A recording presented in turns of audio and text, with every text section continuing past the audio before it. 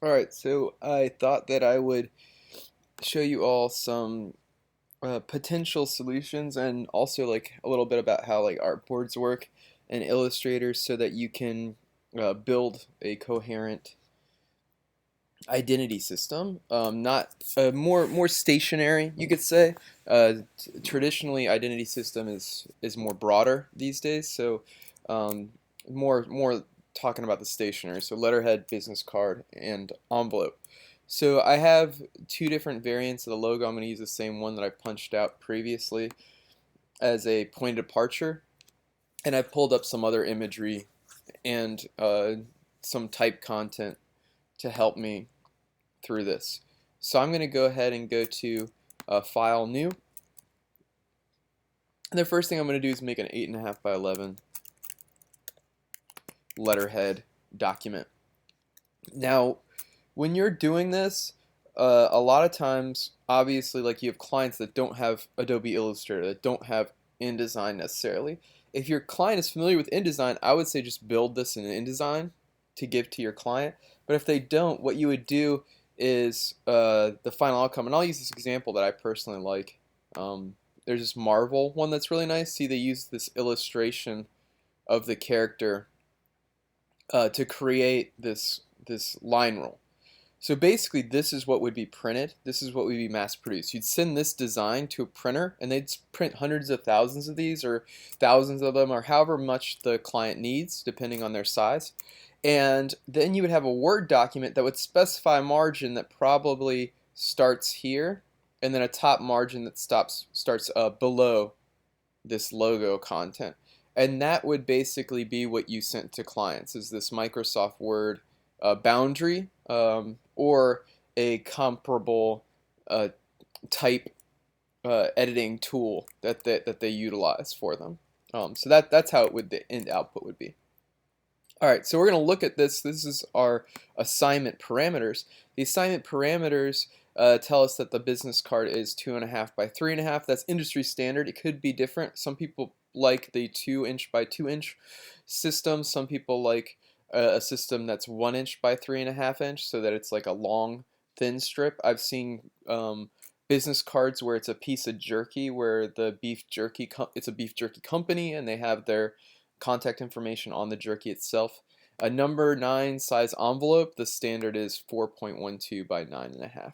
So we're going to use those um, elements. So I'm going to do, to create new components or new artboards, you can actually create multiple artboards within a document, and this is kind of a nice tool. It starts out, default is like whatever you currently have, and then moves on to this. This is our artboard tool. When I click on it, you see like now it's kind of activated, the artboard, so I can change its size. They also have these numeral values. I'm going to click this new button in my control panel, and now I have my second artboard. But I want that to be the width to be 3 inches by 2.5 inches. So now I have, or whoops, sorry, 2 inches. Getting a little excited about that 0.5. All right, and so I have that, and then I might want to create another one that's the same size. And so this will be the front and back of my envelope. And then I need something that is for my, or not for my envelope, for my business card, excuse me. And then I need something for my envelope. So that was 4.12 inches by 9.5 inches for a number 9 envelope. And I need this to be flipped. And I'm gonna want 2 of these as well. So sometimes for stationery, people will position them relatively similarly near this stuff, and they'll do stuff like, and you'll have to use your Pathfinder tool to cut it up for print, but they'll do something where like an element, say I had this red circle, will actually go across all of these components so that when you put them together, it creates a system, but also you can arrange them like a puzzle to prevent it. It's a nice gimmick for presenting the system in its totality, but it's not not so useful logistically. It can be a quick uh, trick to to make the system functional almost instantaneously. All right, so with ours, we obviously need the logo. So I'm going to grab a variant of the logo and shrink it down. So our entry point of entry is always the top left of a document. So that logo should go on the top left. So that's where I'm going to start. And then for the content, like I said, I already pulled up some content information for contact stuff for the institution. We have 2 phone numbers.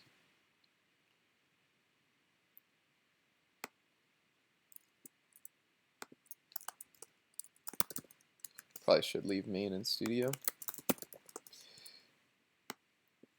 Don't have to say mail to. People understand what a PO box is. And then we have WRIR.org. So these are like some of the contact information that's available on their website. And then there's different ways to format it. As you can see, their default on their website is actually using periods instead of parentheses and hyphens. You can do all kinds of things to build this type of information. So you could also, some people like to use this vertical slash as a way to differentiate information as well. I'm going to leave the periods. I also need to make sure all this is Helvetica condensed, so I'm going to use Helvetica regular to then have this content information. I'm going to bold the content to, again, for differentiation purposes, bold these elements so that we can see how they're to help them separate from one another. The other thing you might do is, again, sampling colors from the logo to help differentiate elements. And maybe it would be good to just say mail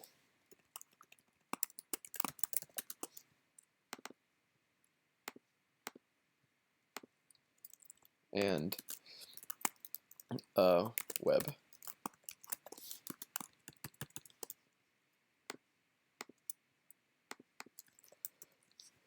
And so we have this like setup that kind of hangs off of the logo's text, or you might do something that's below it. The type size is 12 right now. I'm going to change that to 10. I always think that 10-point type looks a little bit more sophisticated in the end, and I'm not sure I'm exactly liking the placement just yet.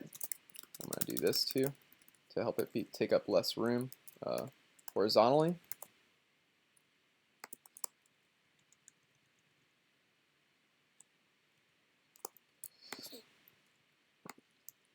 I might make this all caps and leave that lowercase. A lot of times with some of the elements too, you're gonna have to tweak them, especially in areas like this. Like you see how this comma is way too far away from that 7, so that needs to. It's wrong, Kearney. That needs to change. You'll notice that letter 1s and O's also sometimes have spacing issues, but like something like that. Like you don't have to worry about certain things that might look a little wonky, but like something that was that obvious, like that really needed to change. Okay. But I also have this horizontal version of the logo, so that might be what I use for this instead. So let's see how that looks versus. And again, I'm holding Shift down. Don't have to do that anymore for Photoshop. Okay, so that feels a little bit, perhaps a little bit better. There's other elements and other ways you can approach this. So I personally kind of like this this system where it's like kind of like a band all the way across one side of the content. If that was the case, then all the black type would probably need to be white to punch it out. That's quite a bit of black. So something that is yellow, or sampling that yellow, or sampling the I don't know why it doesn't want to sample the yellow. There we go. Or something that samples the red. Like one of those is probably. I actually don't like either. but one of those is probably would be the solution otherwise. Or you can of course do what we call a line rule, where you use your pen tool. Maybe it lines up with the top of that down to the bottom, and you kind of can bump up the stroke. This is the one place that I would say that a right aligned option could work, because there's not a lot of text, so it's not as intense to read. And then your body copy would go on this side, and that actually feels okay. I would spend a lot more time playing with this. I just want to show you some systems and some ideas. Another way to do it, if this was like a circular logo, you might place it in the center and have all this content going across the top. Another common practice is to have all that contact information going across the bottom as a block of information. For the body copy, again, there's actually like a Laurie Ipsum website, which I had up.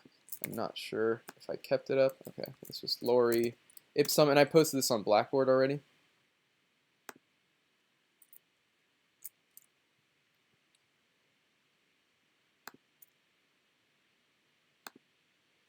And so Laurie Ipsum is basically this Latin text that has been used for quite a while in the industry as a way to kind of like place type.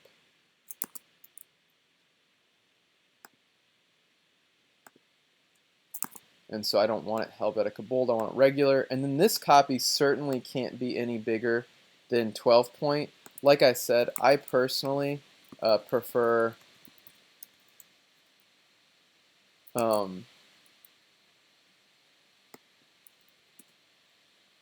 I personally prefer 10 point, just because I think that it looks a little bit more sophisticated. And then you would have something that might say, like, dear so-and-so, you know, and then this, and then you want to show us, you know, your signature, because that's also hard. It's like warmly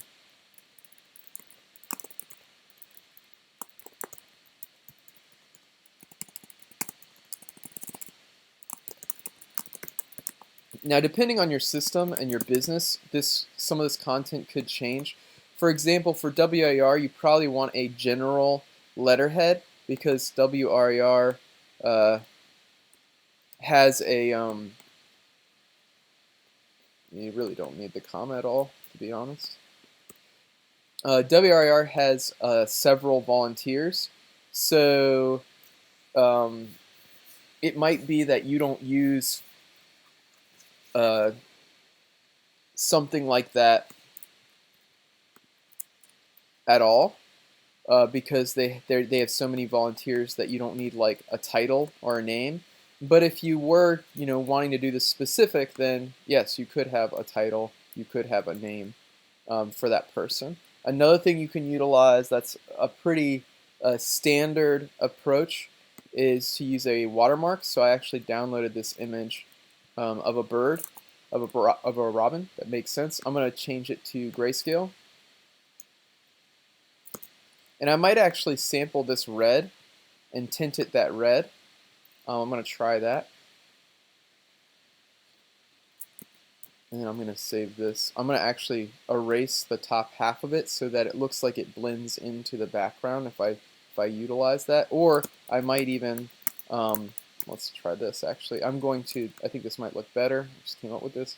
If I use the quick selection tool to select the silhouette of the bird and the branch, it could look nice kind of floating in space over top of the corner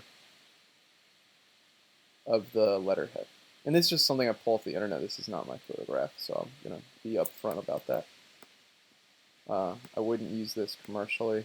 This is just something that I'm using for the demo.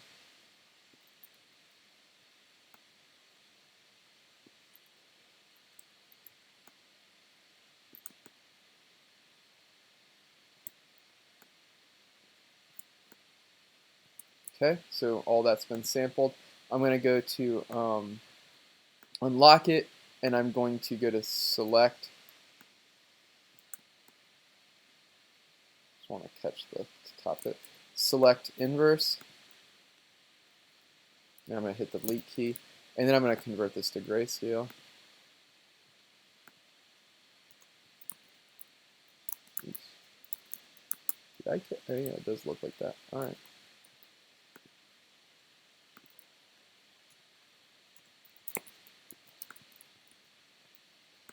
And I just copied and placed it here. So this could look nice, like potentially um, on the bottom. I'm going to reflect this real quick. Pulling off of this edge. And again, you want like a bleed potentially. This would mean maybe it goes in, it might need to go in front of the line rule, or the line rule might even kind of stop on the edge. And then this, I might,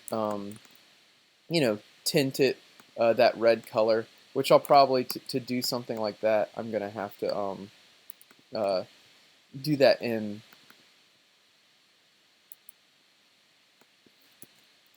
Photoshop. Let's try getting a duotone going. And I see I just pasted that hexadecimal code, and then I'm going to select it all.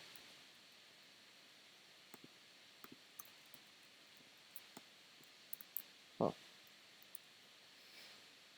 Let's go back to Photoshop. For some reason it's making the background that way, so maybe if I flatten my layer when I bring it into Illustrator, it won't do that. Perfect. Alright, so again, object transform reflect, oops, not rotate.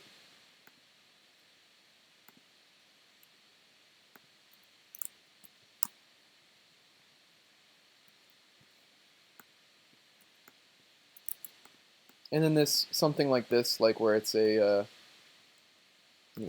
a nice little watermark would be, if you to make it officially a watermark, would be for you to reduce the opacity a little bit as well, so that it's not as abrasive. And this allows the type to go directly on top of it. So so far this is kind of what it looks like. Not the best thing that I've designed, but just showing you quickly some potential elements. Again, like if I was gonna keep going through, I would do a lot more. I would have planned this beforehand, but we currently don't really have, not in a position where I should wait to spend several days designing this while you all are waiting for some input and instruction. So I'm going to now move this over, because all this content's going to need to go on the business card. So let's go get out of print view.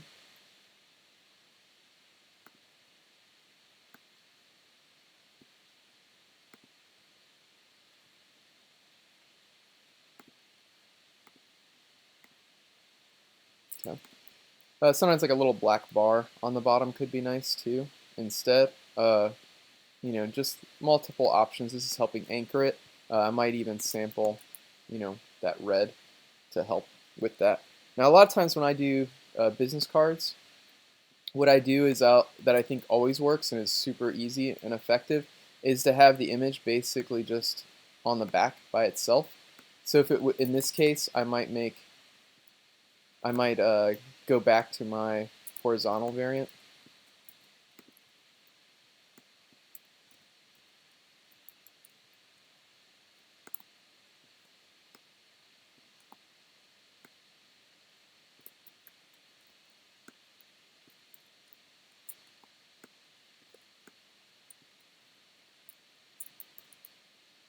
And I'll make this, let's see what happens if I make this white, and then put basically a black background behind everything. And then the music note bubble needs to also, oops, I'm basically sampling the group.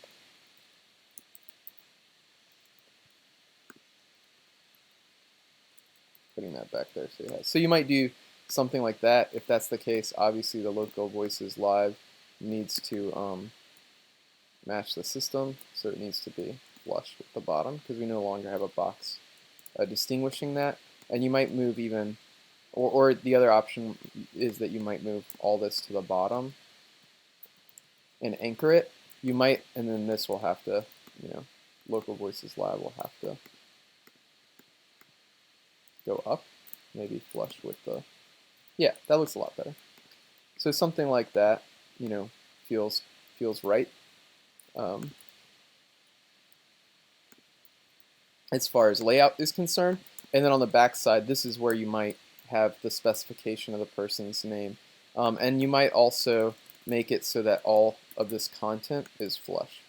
So main, the 804 content, the PO Box content,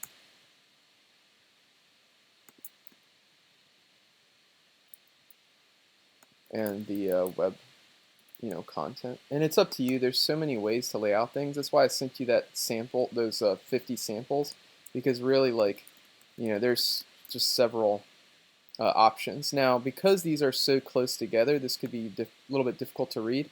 So one thing you might do is you might bump up the leading. Highlighted the wrong one. Bump up the leading a little bit between the types of information, so that there's a little bit more spacing between them to aid in that. And again, I want all that at 10 point. And you might even do things, if you want, you might play around with things like, this guy goes here so that, there's a break from it. You might angle that, to make it a little bit more visually compelling. Or you might even use elements from this. This is certainly not there yet. Again, just showing you, some different options and things to consider when you're playing around with layouts, like perhaps like a thought process while you're working on these to make your overall outcome a little bit stronger. This would take a little bit more time to tweak. That's why people, pay you a decent amount, because it's about working hard and designing something that makes sense. All right, so last one. One of the biggest mistakes that students often have with, and same thing for this, like if I was going to do this, I would have probably used the pen tool or tweaked the overall exterior edge of this canary a little bit better. I'm just showing you a quick and dirty thoughts and idea kind of process sort of thing. So then you need your return address. And the biggest mistake, and oftentimes because a lot of students I've found, especially with today's times, there's several of my students who've never mailed a letter before, but direct mail still is something that's used, so you still need to know it. I'm going to shrink this down. Many of you are still getting junk mail. There's a reason why people are spending all that money to do that. So you would have your logo, potentially have this pulling off of it. Again, this needs to be like 10 point. And then your address for your recipient needs to be here. So 234 Banana Road.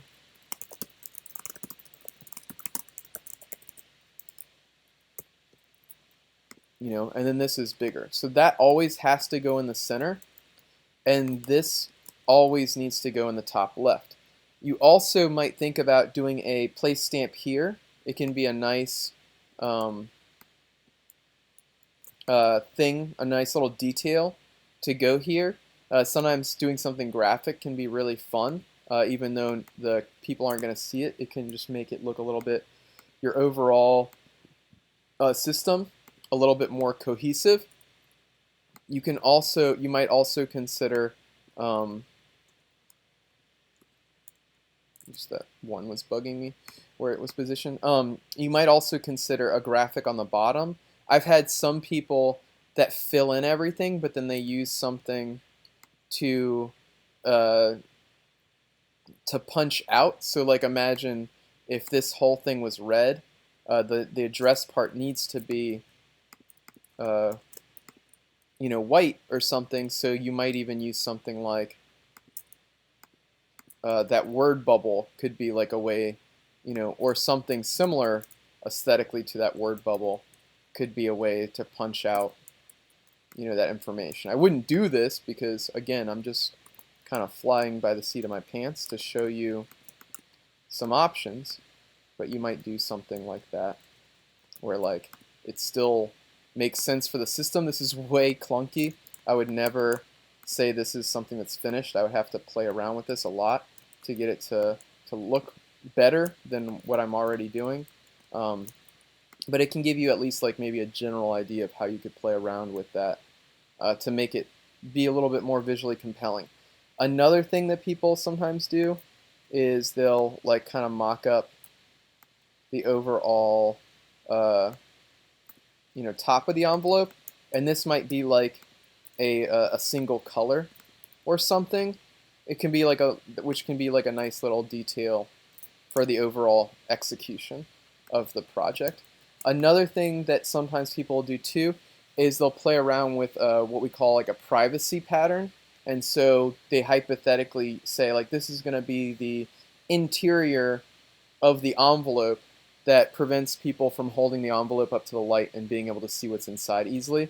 Also on the back side of your letterhead, sometimes people, if your client has the money to print on both sides, they might have a pattern. So it might be the music note and the word bubble repeated, or just the bird.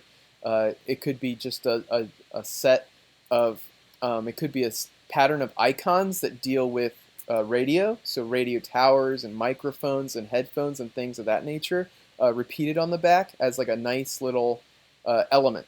So lots of ways to approach it. Again, this is not anywhere near strong at all. Like I already think this leading is too much, even though it helps. So I think a better way of differentiating this content needs to happen. If it's as far as the execution of the letterhead, the type could be a little bit more visually compelling. The overall shape could be a little bit more visually compelling. This could be cut out a little better. This is just to give you a general idea of different ways to start to tackle it. For those of you who might be a little bit nervous or might not be familiar with this type of design, and especially this detail, I have to remind sometimes at least a third of the class that the address always has to go in the top left, from the from address, and the to address is always in the center of the envelope, and that's for every style package. So make sure that you do that. That's the standard for this type of content. Okay? Good luck.